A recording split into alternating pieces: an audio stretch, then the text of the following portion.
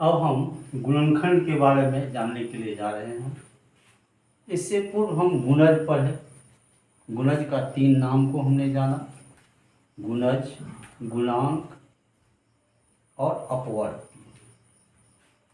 उसी प्रकार गुणनखंड के भी 2 नाम हैं, एक है गुणनखंड, दूसरा है अपवर्तक। तो अपवर्त्य और अपवर्तक में अंतर हम बाद में बताएंगे, पहले हम गुणनखंड पर चलते हैं। गुणनखंड का अर्थ होता है गुणा के रूप में खंड करना। अब गुणा के रूप में खंड करना क्या है देखते हैं। जैसे 10 दी, 10 को हम किस प्रकार से गुणा के रूप में खंड कर सकते हैं। जैसे 10 1 गुना 10, फिर 2 गुना 5, फिर 5 गुना 2 और 10 गुना 1।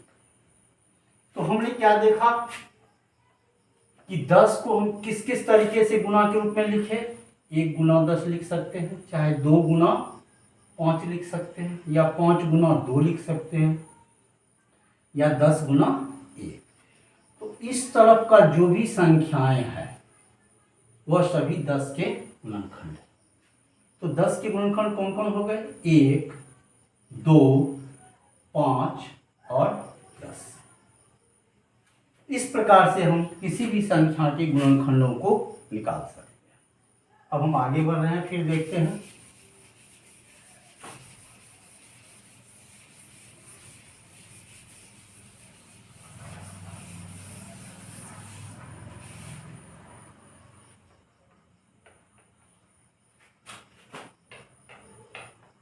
बारह का गुणनखंड।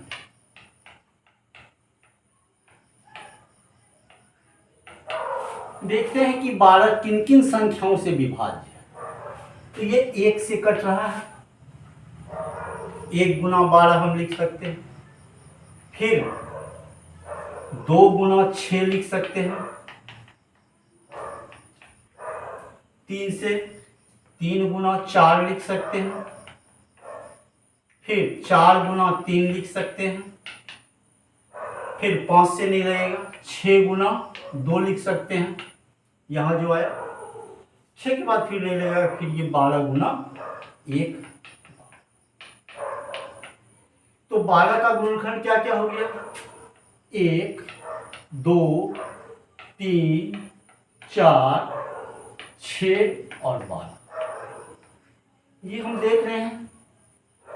तो गुणनखंड निकालने के लिए आप 1 से इसमें डिवाइड करते जाए। जिस जिन से ये कट जा रहा है वह सभी इसके क्या है? गुणनखंड है। तो 1 से ये 12 विभाजित हो रहा है, 2 से भी हो रहा है, 3 से भी हो रहा है, 4 से हो रहा है, 5 से विभाजित नहीं होगा, क्योंकि 5 गुना 10 और 5 तिया 15 हो जाता है। 4 से हो जाएगा, 6 से हो जाएगा, 6 दुना 12, 7 से नहीं होगा, 7 दुना 14, 8 से नहीं होगा, 8 दुना 16, 9 से नहीं होगा, 9 दुना 18। तो फिर ये 12 से हो गया। अब इस पर देखिए किस किस ढंग के प्रश्न आपसे पूछे जा सकते हैं। पहला प्रश्न बनता है कि 12 के गुणनखंडों को लिखें। क्या हम 12 के गुणनखंड को लिख दिए? दूसरा प्रश्न बनता है 12 के गुणनखंडों की संख्या क्या है? कितनी संख्या है इसकी गुणनखंड? 1, 2, 3, 4, 5 और 6। 2 ढंग के प्रश्नों को आपने समझा। पहला प्रश्न क्या बन गया कि 12 के गुणनखंडों को लिखें, तो ये सभी संख्याएं 12 के क्या हो गए? गुणनखंड हो गए। दूसरी प्रश्न क्या बना इसका कि 12 के गुणनखंडों की संख्या क्या है? तो कितनी संख्या है? 6। 1, 2, 3, 4, 5, 6। फिर देखते हैं आगे क्या प्रश्न बनता है। प्रश्न रहेगा 12 के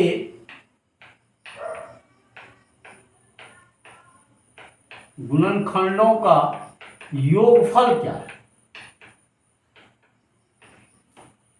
योगफल हो सकता है 1 जोड़ 2 जोड़ 3 जोड़ 4 जोड़ 6 जोड़ 12। इस सभी का हम क्या करेंगे? योगफल निकाल लेंगे।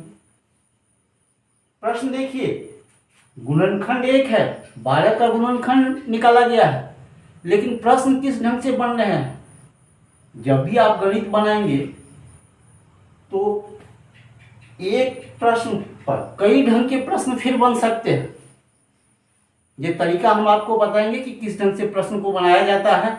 अभी आपने देखा गुणनखंड निकाले, सभी गुणनखंडों का योगफल क्या होगा, गुणनखंडों की संख्या क्या होगी, फिर ये आ गया। अब देखिए फिर इसमें हम लिख सकते हैं अंतर ज्ञात करें। अंतर ज्ञात नहीं होगा क्योंकि बहुत सी संख्याएं हैं, अंतर ज्ञात नहीं होगा, गुणनफल ज्ञात करें। 12 के गुणनखंड का गुणनफल ज्ञात करें। तो गुणनफल हम फिर क्या करेंगे, गुणा कर देंगे, गुणनफल निकल गया। तो क्या क्या बन गया प्रश्न आपको, सबसे पहला प्रश्न बन गया कि गुणनखंडों को लिखें, दूसरा प्रश्न बन गया गुणनखंडों की संख्या क्या है, तीसरा बन गया कि गुणनखंडों का योगफल ज्ञात करें, चौथा बन गया गुणनखंडों का गुणनफल ज्ञात करें। अंतर नहीं होगा क्योंकि बहुत सी संख्याएं हैं, फिर भागफल भी नहीं होगा, बहुत सी संख्याएं हैं। फिर हम ये भी एक क्वेश्चन बना सकते हैं, 12 के गुणनखंडों का औसत ज्ञात करें।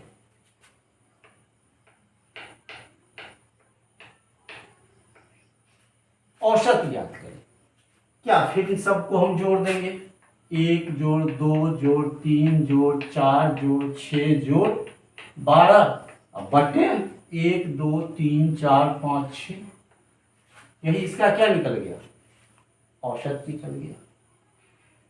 फिर इसमें हम पूछ सकते हैं, देखिए कोई भी कंपटीशन का अगर एग्जाम दीजिएगा तो किसी बुक से प्रॉब्लम नहीं रहेगा, सभी प्रश्न एक नए तरीका का होगा। इसी में फिर प्रश्न बन सकता है 12 के गुणनखंडों में आभाज्य संख्या कितनी है, देख सकते हैं 2 3, है ना। तो एक प्रश्न से आपको कई प्रश्न बन सकते हैं, एक गुणनखंड के प्रश्न 12 के गुणनखंड पे कई क्वेश्चन बन सकते हैं। अब हम बढ़ते हैं आगे, देखते हैं फिर आगे क्या क्या इस पर निकल रहा है। एक संख्या के गुणनखंडों की संख्या निश्चित होती है। आपने गुणज पढ़ा होगा, 12 का गुणज, 12 का 12, 12 दूना 24, ये अनंत तक जा रहा है, इसकी संख्या निश्चित नहीं है। लेकिन गुणनखंड की संख्या क्या है, निश्चित है। 1 2 3 4 5 6, ये 6 से 7 नहीं हो सकता है, न 6 से कम हो सकता है। लेकिन गुणज जो है वो अनिश्चित है, इसीलिए कहा गया है कि एक संख्या के गुणनखंडों को, एक संख्या के गुणनखंडों को, गुणनखंडों की संख्या निश्चित होती है, यानी गुणनखंडों की संख्या क्या है, ये निश्चित है। फिर आगे बढ़ते हैं हम, एक प्रत्येक संख्या का गुणनखंड है, कोई भी, जैसे 10 का गुणनखंड निकालेंगे 1 होगा ही, ये ध्यान देंगे, एक प्रत्येक संख्या का गुणनखंड है। फिर कह रहा है किसी संख्या का सबसे बड़ा गुणनखंड वह संख्या स्वयं होती है। 12 का पूछ देगा, 12 का सबसे बड़ा गुणनखंड क्या है, वह संख्या स्वयं होती है 12। इस प्रश्न को आपको कई ढंगों से पूछा जा सकता है कि 12 क्या सबसे बड़ी गुणनखंड संख्या क्या है, 12 है। 12 की अधिकतम गुणनखंड संख्या क्या है, 12 है।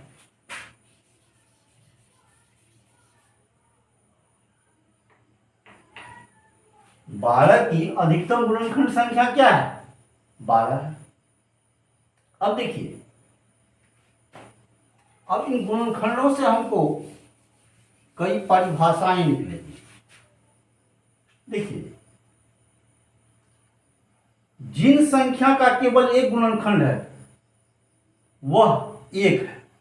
आगे बढ़ रहे हैं, फिर देखते हैं। 1 का गुणनखंड 1, 2 का गुणनखंड 1 2, 3 का गुणनखंड 1 3, 4 का गुणनखंड 1 2 4, 5 का गुणनखंड 1 5, 6 का गुणनखंड 1 2 3 और 6। अब इनसे हम कुछ परिभाषाओं को निकालेंगे, देखते हैं। वह कौन सी संख्या है जिसका एक ही गुणनखंड है? वह संख्या कौन है? एक। कह रहा है कि वह कौन सी संख्या है जिसका एक ही गुणनखंड है? वह कौन है? एक। अब देखिए, जिन संख्याओं का केवल एक गुणनखंड है वह क्या है? एक है। यह एक न तो भाज्य है और न ही अभाज्य है। क्यों? अब देखते हैं, दो गुणनखंड किन किन संख्याओं का आधार है? 2 का, 3 का और 5। तो जिन संख्याओं के दो गुणनखंड होते हैं उन्हें हम अभाज्य संख्या कहते हैं। जिन संख्याओं के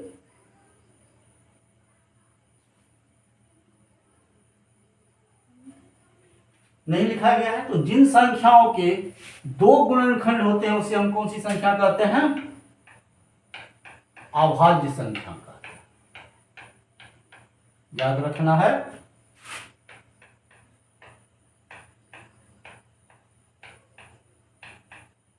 जिन संख्याओं का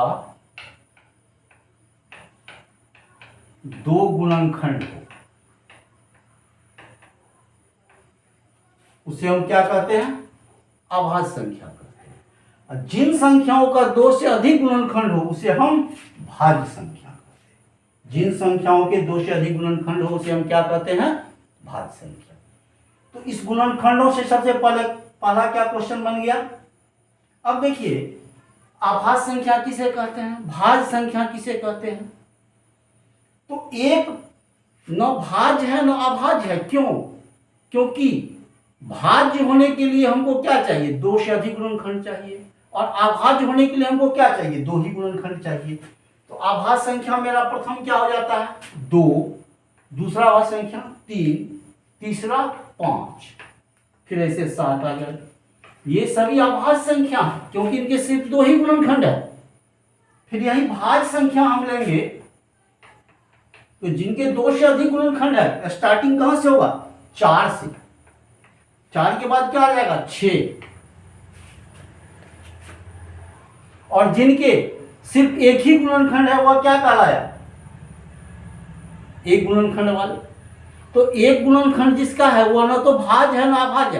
अभाज्य की परिभाषा ये गुणनखंड से निकलता है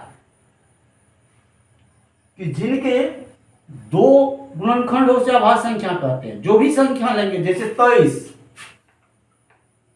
के 2 ही गुणनखंड निकलते हैं, 1 और 23।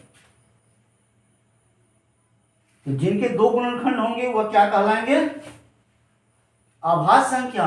और जिनके 2 से अधिक गुणनखंड होंगे वह क्या कहलाएंगे? भाज्य संख्या। अब ये चीज, प्रथम अभाज्य संख्या क्या है? 2 है। ऐसा अभाज्य संख्या बताओ जो सम संख्या है? 2 है। प्रथम भाज्य संख्या क्या है? 4 है। हो गया? ठीक है, हम आगे फिर बढ़ रहे हैं।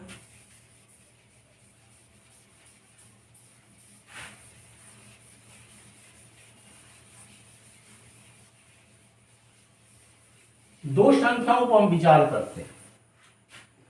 6 का गुणनखंड क्या क्या हो? 1, 2, 3, 6। 1, 2, 3 और 6 इनको जोड़ते हैं। 6, 3, 9, 9, 2, 11, 12। हम क्या देख रहे हैं? 6 का क्या है? दुगुना है। ये 6 का दुगुना है। एक और संख्या हम ले रहे हैं 28। 1, 2, 3 से नहीं लगेगा, 4, 7 चौका 28, 4 से लग गया तो फिर इधर आपको 7 से भी लगेगा, 2 से लग गया, इधर 14 से भी लगेगा, 5 नहीं होगा, 6 नहीं होगा, 7 हो गया। और देखते हैं फिर 1, 2, 4, 5 नहीं हो गया, 6, 7 चौका 28, 8 नहीं होगा, 9 नहीं होगा, 10 नहीं होगा, 11 नहीं होगा, 12 नहीं होगा, 13 नहीं होगा, फिर 14 और उसके बाद फिर क्या हो जाएगा? 28 हो गया। 1, 2, 4, 7, 14 और 28। अब इन संख्याओं को हम जोड़ते हैं। इन संख्याओं को अगर हम जोड़ेंगे तो ये 56 आ जाएगा। फिर देख रहे हैं 28 का ये दुगुना है। एक फिर परिभाषा निकलता है, यदि किसी संख्या के सभी गुणनखंडों का योग, ये सभी गुणनखंडों का योग उस संख्या का दुगुना हो तो उसका नाम होता है संपूर्ण संख्या। उसका क्या नाम होता है? संपूर्ण संख्या। संपूर्ण संख्या किसे कहते हैं? तो यदि किसी संख्या के सभी गुणनखंडों का योग उस संख्या का दुगुना हो तो उस संख्या को हम क्या कहते हैं? संपूर्ण संख्या। तो कुल दो ही संपूर्ण संख्या है, 6 है और दूसरा क्या है? 28। अब हम फिर आगे बढ़ते हैं प्रश्नों की ओर। हल्का हल्का प्रश्नों को किया जा रहा है। फिर सेकेंड वीडियो में आपको इससे कठिन प्रश्नों को देखा जाएगा। क्या 12 36 का गुणनखंड है? 36 का गुणनखंड है? ये प्रायः प्रश्न पूछे जाते हैं। तो गुणनखंड होने के लिए क्या होना चाहिए? विभाजित होना चाहिए। यानी अगर 36 में हम 12 से भाग दे देते हैं, शेष मेरा शून्य आता है। यदि शेष शून्य आ जाए तो गुणनखंड है, अगर शेष शून्य नहीं आता है तो वह गुणनखंड नहीं है। तो गुणनखंड है और नहीं है, ये इस प्रश्न को हम भाग के द्वारा देख लेंगे कि ये गुणनखंड है या नहीं है। अगर भाग देने पर पूर्ण रूप से कट जाता है, यानी शेष हमको क्या आ जाए? शून्य आ जाए, तो वह संख्या क्या है? पूर्ण गुणनखंड है। अब एक क्वेश्चन और है।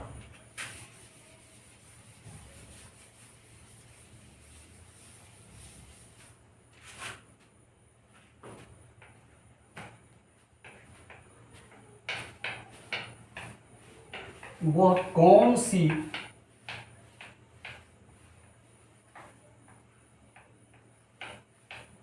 संख्या है जो 32 का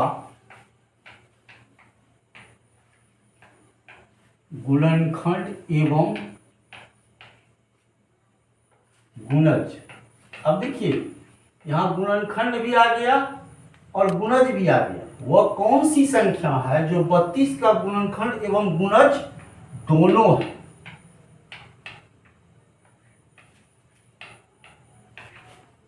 ठीक है, वह कौन सी संख्या है जो 32 का गुणनखंड एवं गुणज दोनों है?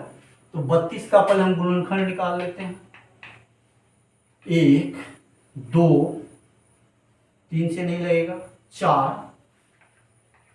5 से नहीं, 6 से 7 से 8 से 8 चौके 32, 9 से 8 आ गया, 9 से भी नहीं लगेगा, 10 से भी नहीं लगेगा, फिर 16 दूना 32 हो जाएगा और फिर 32 हो जाएगा। तो क्या क्या गुणनखंड हो गए? 1 2 4 8 16 और 32। तो ये 16 के, ये 32 के क्या निकल गए? गुणनखंड। अब 32 का गुणज निकालते हैं। 32 32 दूना 64, 32 तिया 96, 3 दूना 6, 3 तिया 96। तो अब क्या कर रहा है? वह कौन सी संख्या जो 32 का गुणनखंड एवं गुणज दोनों है? तो क्या देख रहे हैं?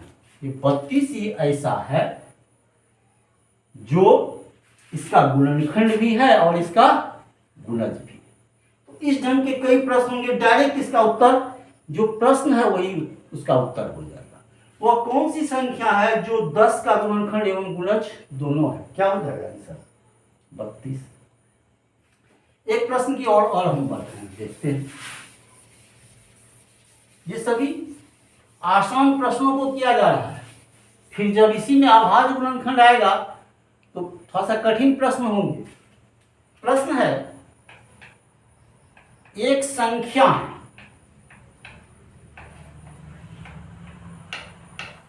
क्या है? प्रश्न, एक संख्या, एक नंबर कंडीशन कर रहा है 50 से कम है।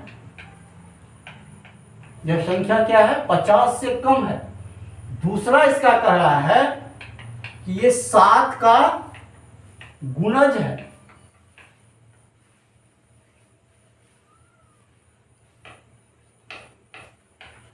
क्या है कह रहा है? 50 से कम है। दूसरा क्या कर रहा है, 7 का गुणज है। और तीसरा कह रहा है संख्या के 3 गुणनखंड है। 3 गुणनखंड है, वह संख्या क्या है। प्रश्नों को समझा जाए। एक संख्या है, कोई एक ही संख्या है, 50 से वह कम है, 7 का गुणज है और संख्याओं के 3 गुणनखंड है। अब इसको हम हल करते हैं।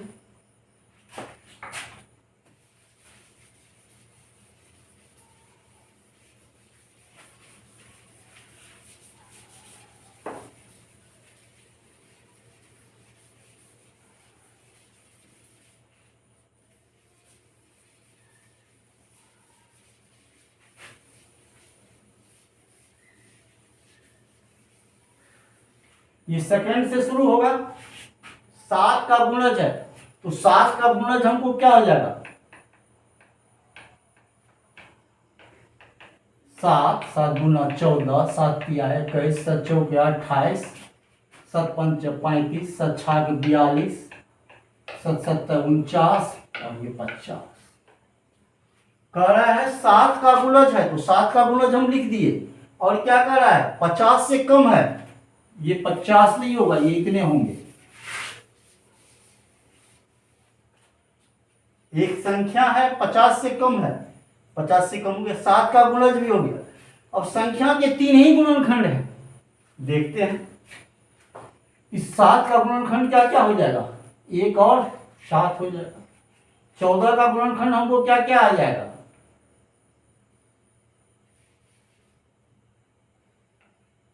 1 भी होगा, 2 भी होगा, 7 वाला ये अधिक गुणनखंड हो गए। 21 का भी आपका हो जाएगा, 1 हो जाएगा, 3 हो जाएगा और 7 हो जाएगा। इस ढंग से हम ये देखेंगे तो सबके अधिक गुणनखंड होंगे। 28 अधिक गुणनखंड होंगे।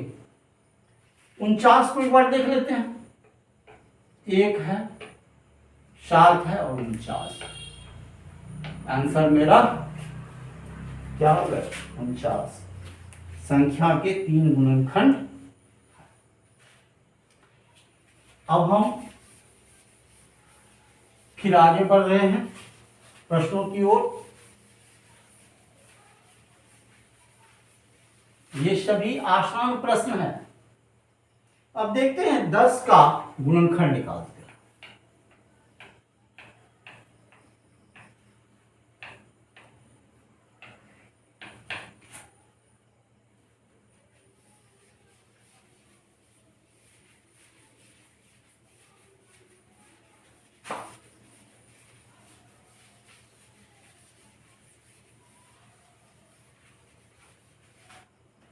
10 का गुणनखंड हो जाएगा 1, 2, 3 नहीं होगा, 4 भी नहीं होगा, 5 और 10। यही हो जाएगा 10 का गुणनखंड। 12 का गुणनखंड निकालते हैं।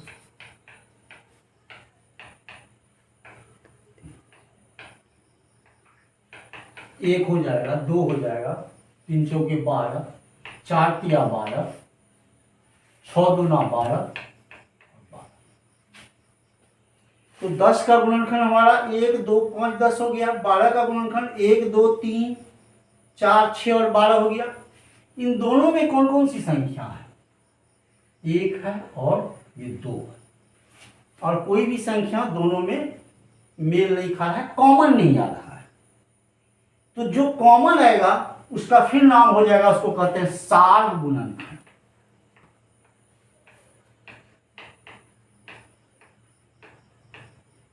उसको क्या कहेंगे, सार गुणनखंड। फिर इसका 3 नाम हो गया। सार गुणनखंड कह दीजिए, ओवरनिस्ट या ओवरनिस्ट दोनों कहा जाता है, सर्वनिष्ठ।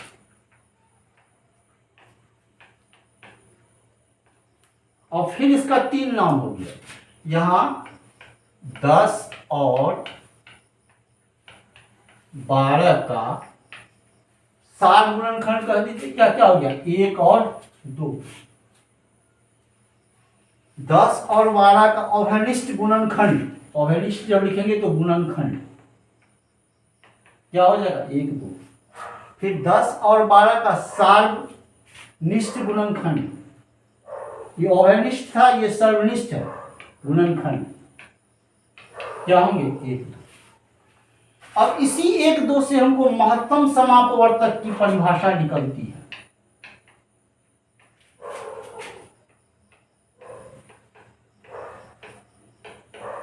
थोड़ा सा ध्यान दे, महत्तम माने बड़ी से बड़ी संख्या।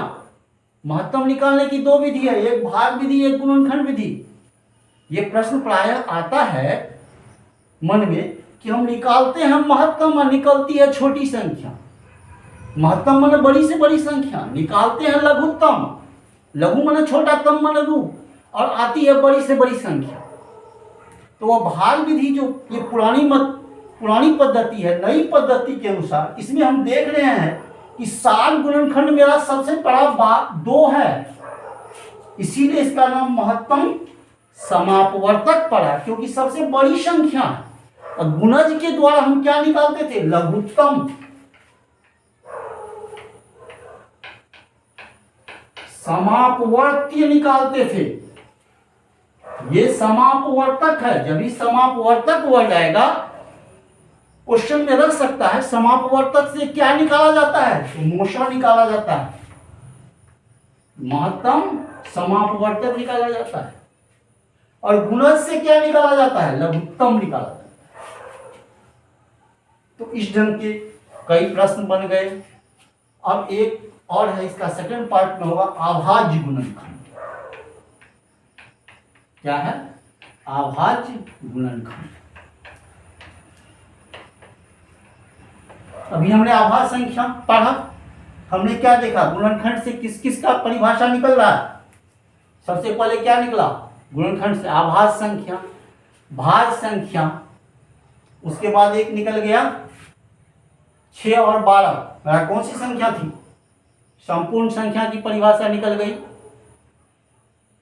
इस ढंग से हम गुणनखंड के द्वारा 3 परिभाषाओं को निकालते हैं। एक और प्रश्न को देखा जाए,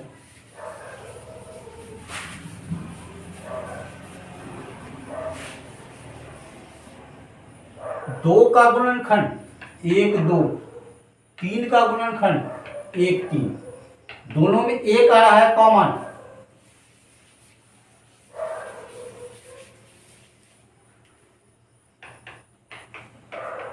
एक 2 और 1 3, दोनों का सार गुणनखंड हमारा 1 हो रहा है। जब दो संख्याओं का सार गुणनखंड या मौशा 1 हो तो उस संख्याओं को हम कहते हैं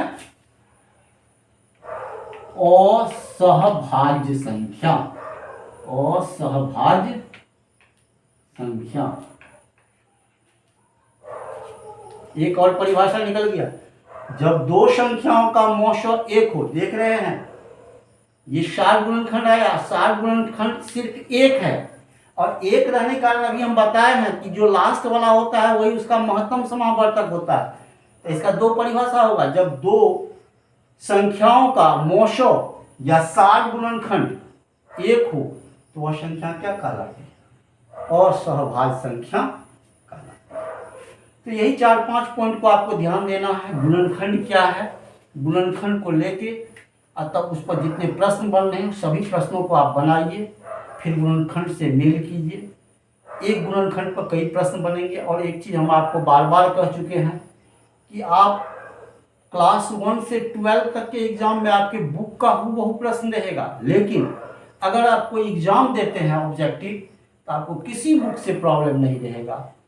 वो आपका अपना ब्रेन जो काम करेगा उसी पर ये प्रॉब्लम हल होगा। फिर अब अगली क्लास में हम अभाज्य गुणनखंडों पर चर्चा करेंगे।